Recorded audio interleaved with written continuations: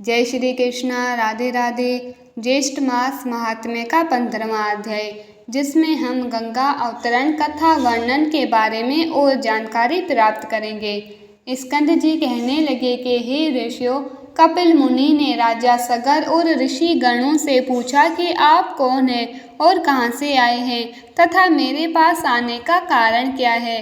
वह लोग कहने लगे कि हे भगवान, यह परम धर्मात्मा राजा सगर शोक और दुख से व्याप्त होकर आपके सामने गिरा है। इस राजा के दुख का कारण आप सुनिए। यद्यपि आप सर्वज्ञाता हैं, हे प्रभु, इस राजा सगर ने अपने 60,000 पुत्रों से युक्त होकर अश्वमेध यज्ञ को आरंभ किया और इसने संग्राम में इंद्र को भी जीत लिया।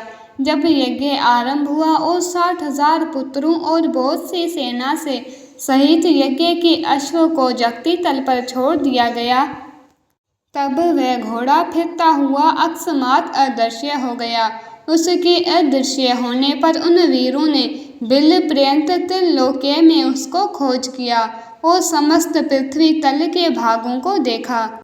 उसके पश्चात वह सगर पुत्र विवर से संलग्न भूग्रह में गए। हे मुनि श्रेष्ठ, इसके आगे का वृतांत हम भी नहीं जानते।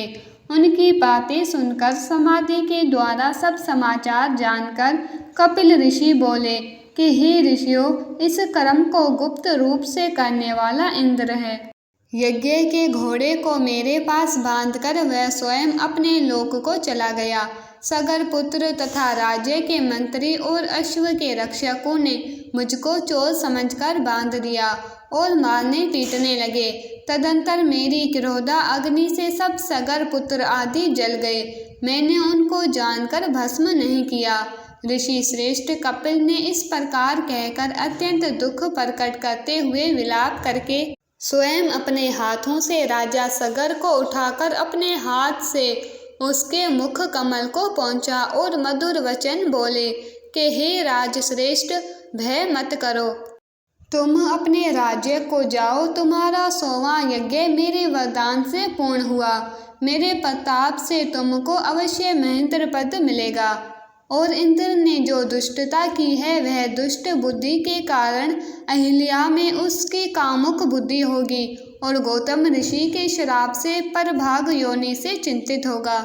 इस प्रकार राजा सगर को वर और इंद्र को श्राप देकर फिर राजा सगर से बोले कि हे राजन, तुमको एक प्रिय पुत्र की प्राप्ति होगी और उससे सत्या नाम की श्रेष्ठ पुत्री होगी और उनसे बड़ा शूरवीर और सत्य पराक्रमी पुत्र भागीरथ नाम से विख्यात सूर्य कुल का भूषण उत्पन्न होगा।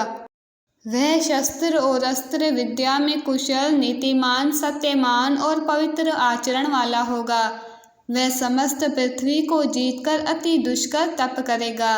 तप के प्रभाव से गंगा जी को स्वर्ग से अपने पितरों के उद्धार के लिए लाएगा। उस गंगा जी के दिव्य जल के बिंदु के स्पर्श से आपके पुत्र दिव्य देहधारी हो जाएंगे और तुम्हारे साथ विष्णु मंदिर वैकुंठ लोक को जाएंगे। पृथ्वी पर राजा भगीरथ से लाई जाने वाली श्री गंगा जी भागीरथी के नाम से प्रसिद्ध होगी।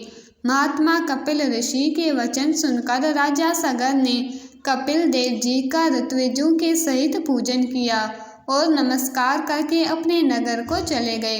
इसके पश्चात बड़े कष्ट के साथ कुछ समय बीतने पर एक अच्छे दिन मुहूर्त में सती सुभगा को पुत्र उत्पन्न हुआ।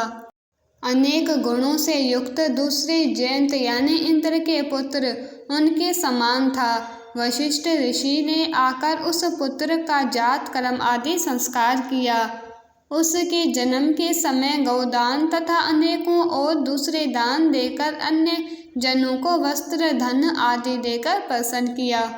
12वें दिन उस बालक का नामकरण संस्कार करके उसका नाम भगीरथ रखा और शुक्ल पक्ष के चंद्रमा की तरह प्रतिदिन वह बढ़ने लगा।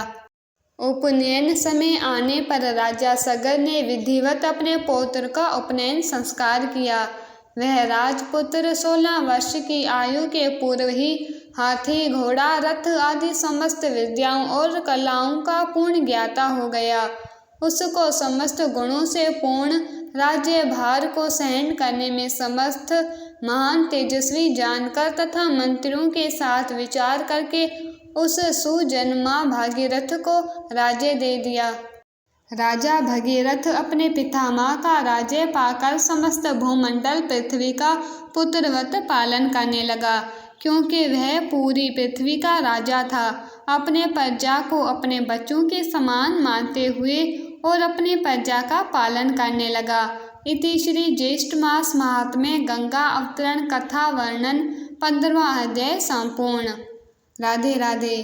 प्लीज़ वीडियो को लाइक कीजिए, शेयर कीजिए और चैनल को सब्सक्राइब नहीं किया है तो कृपया चैनल को सब्सक्राइब कीजिए और कमेंट बॉक्स में राधे राधे लिखना ना भूलें।